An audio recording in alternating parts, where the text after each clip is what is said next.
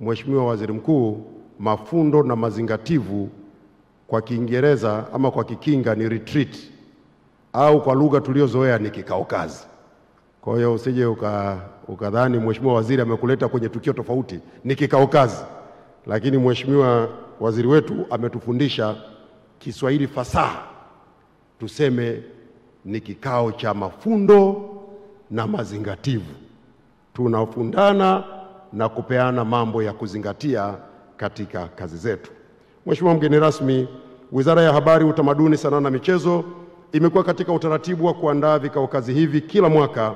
Kikao kazi cha kwanza cha maafisa utamaduni kilifanyika mwaka 2003 na kikao kazi cha mwaka huu ni cha 15 kinachowakutanisha pamoja wasimamizi na wataalamu wa utamaduni na michezo kwa lengo la kujadiliana, kubadilishana ujuzi na uzoefu wa masuala mbalimbali pamoja na kutafutia utatuzi changamoto zinazokabili sekta hizi na kuweka mapendekezo ya utatuzi wake ili kuongeza ufanisi na weledi.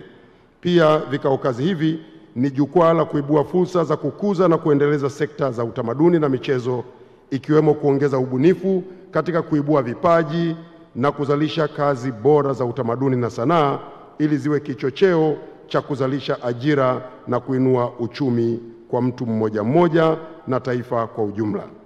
Mheshimiwa mgeni rasmi, vikao kazi vilivyopita vilileta mafanikio mengi kwa sekta hizi, ikiwemo yafuatayo.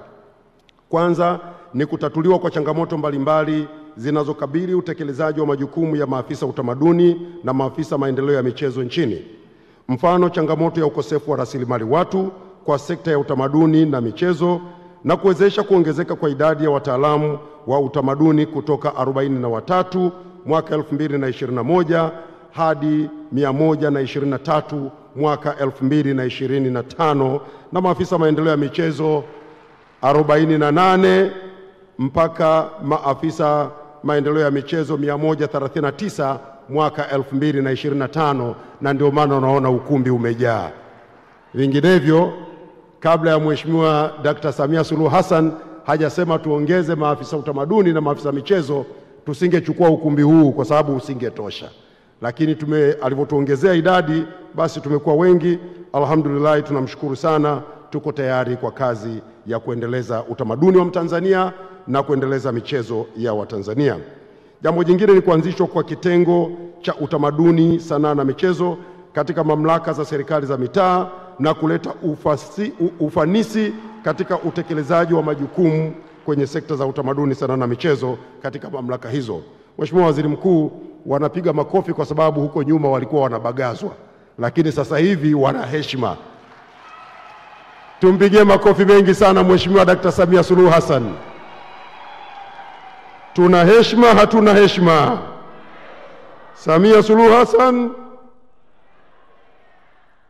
Wasimamizi jingine ni wasimamizi wa sekta za utamaduni na michezo katika sekretarieti za mikoa na mamlaka za serikali za mitaa kutekeleza majukumu ya usimamizi wa sekta hizi, lakini pia kuwajengea uwezo kuhusu matumizi ya mfumo wa kielektroniki wa usajili wa vyama na vilabu vya michezo nchini, yani Sports Associations Registration System ama SARS. Sasa hivi usajili wa vyama hivi unafanyika kidijitali.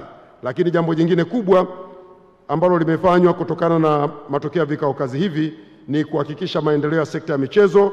Kupitia vikao kazi hivi, vifaa vya michezo ikiwemo mipira 1404 imegawiwa katika mikoa 26 ya Tanzania bara kwa ajili ya mashindano mbalimbali ya michezo, na mipira hiyo iko huko inatumika. Mheshimiwa mgeni rasmi, kikao kazi hiki cha 15 kina kauli mbiu isemayo utamaduni, sanaa na michezo, msingi wa utamaduni wa Mtanzania, shiriki uchaguzi mkuu 2025. Kinahudhuriwa na washiriki zaidi ya 900 wakiwemo makatibu tawala wa mikoa, na naomba makatibu tawala wa mikoa mliopo msimame. Asanteni, karibuni sana.